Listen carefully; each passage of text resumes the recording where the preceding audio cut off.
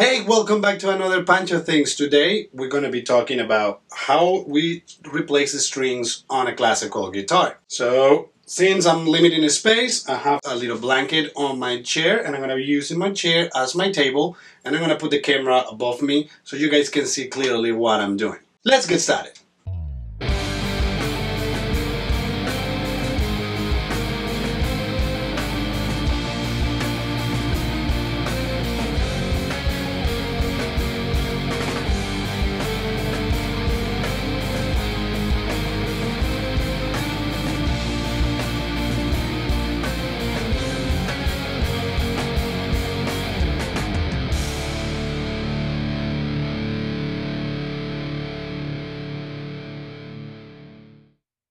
So the first thing that we're going to do is take the tension out of the string, starting on the 6th string. So the strings are counted 1, 2, 3, 4, 5, 6.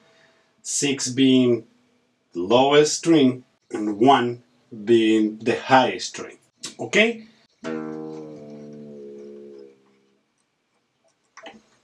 So once we get the tension completely down, you got two options. You can cut the strings, or simply enough you can always just take the string from the bottom part first, and then we move forward to the tuning machines and take it out that way. Since this is the instructional video on how to do this, I'm just going to do it manually. So let's take the tension on the 5th string.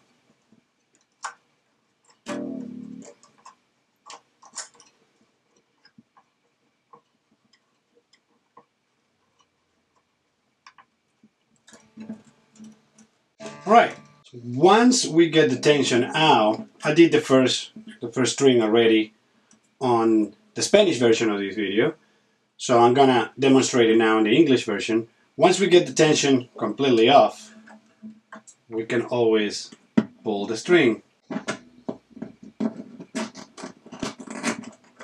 out of the loop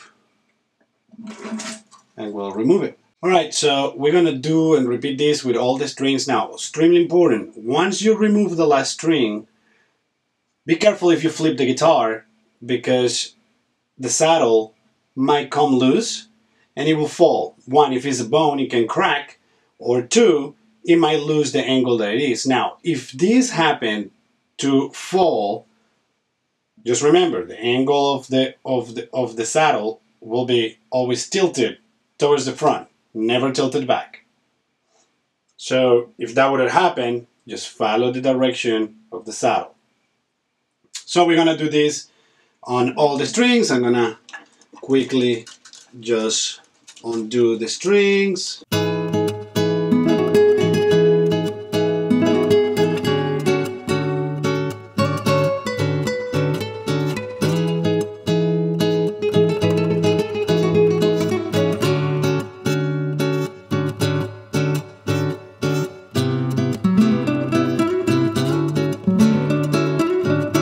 This is what I was telling you guys about.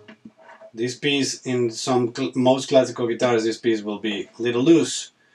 So you gotta be careful not to lose it. Now this is the good time to get a little cloth and just get that dust out of the crevices that normally you won't be able to access if you have the strings on. So this is the best time to do a quick clean up. This guitar is super clean, so I don't have to go too deep in it.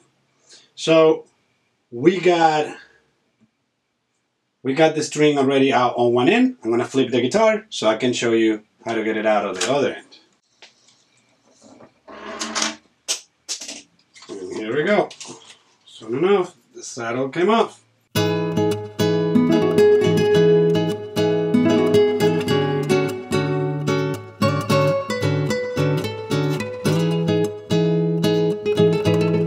Alrighty, so we remove all the strings. We got a plain, clean guitar. So let's move on. Alright, so now we're getting ready to put a fresh set of strings. This is the strings that I normally use. Now, if I would have happened to have to replace the strings because I'm going to be doing some flamenco recordings, I will use the same company strings, but their flamenco version of strings. They're more percussive, they have a different sound than these ones. Now, that doesn't mean that I cannot play flamenco with these strings. I can actually. It's just gonna have a little different tone, and the feel and the reaction of the string is gonna be slightly different. So, let's get at it. Once we get the bags out, we're gonna realize that it's not plastic bag, and this is to avoid corrosion and oxidation of the string. So, 1, 2, 3, 4, 5, 6. The Dario is really nice because they tell you which string is which. Before, they used to put the color, they used to put a little tip color, red, green, black, on the end of the string, and then in the back, they will let you know what color correlated to which string. But now they use these little tabs, making them simple. All right, so once I get the string, I'm gonna explain this with the lower E string, which will be my number 6. These strings are made out of nylon going through the entire string, and then you have metal, silver-plated metal around the entire string. If you notice, one end is super tight, the other end is kind of loose, and you can see actually the nylon inside. That side that has the loose ends and you can see the nylon, that's the part that I want on the headstock. And the tighter side, I want it on the bottom. So the correct way to put these strings is we find the little hole in the saddle, and we push the string. So once we got the string in position, for the last 3 strings, 6, 5th, and 4th, we're gonna put the string, we're gonna go behind the string once, and then one time over, we tie down and cinch down. Only one spin. On the first 3, we're gonna do 3 spins.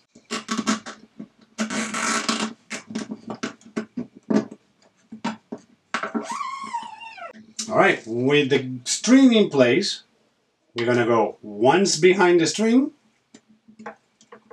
We're gonna do 1 spin through the ring, a second spin through the ring, and we cinch down. Okay?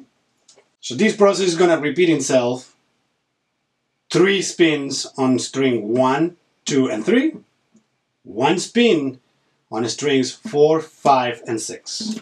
Okay? So I'm going to speed up the process.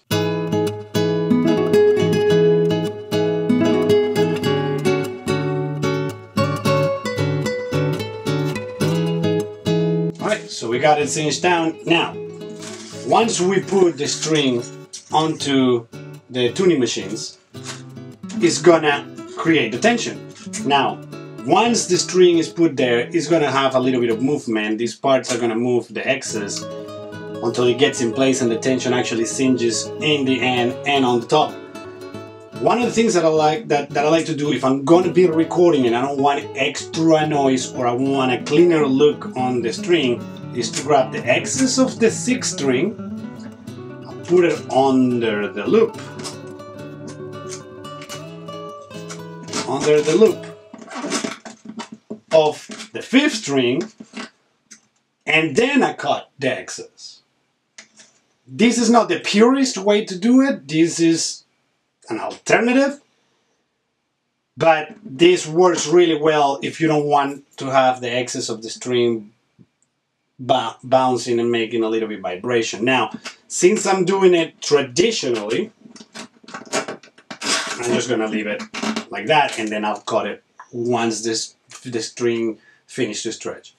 Alright, I'm gonna give the spin to the guitar and I'm gonna show you how we're gonna put it on the tuning machines. So once we got the center of the tuning machine, we're gonna put the string through it.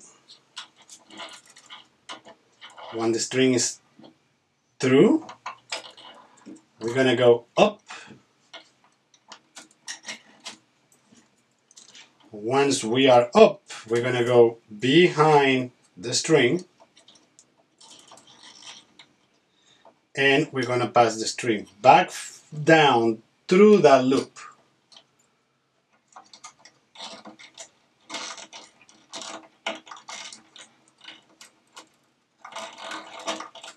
Once the string is on the loop,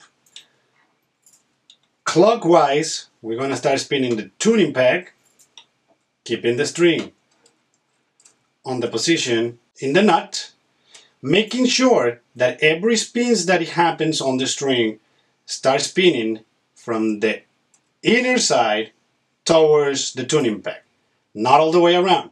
We don't want it to start stringing from the tuning peg to the inside. We want it from the inside, this side of on the wood, start tightening up towards the outside. So I'm gonna go through all the strings and I'm gonna show you how it looks when we're done. Alright, so here we have it. That is already strong. That's how it looks. Okay, so once I get this taken care of, logically it's out of tune. I like to stretch them out a little bit, just a touch, just so I can make sure that everything is singeing down here and that everything is tight here. So I'm gonna do a quick tuning.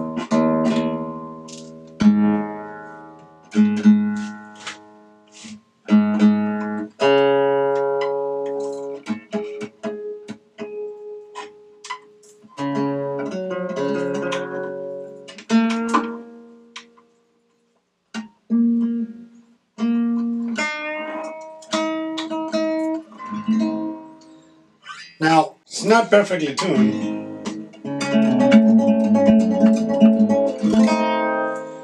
but these strings are gonna stretch in a period of time of like 24 hours or so.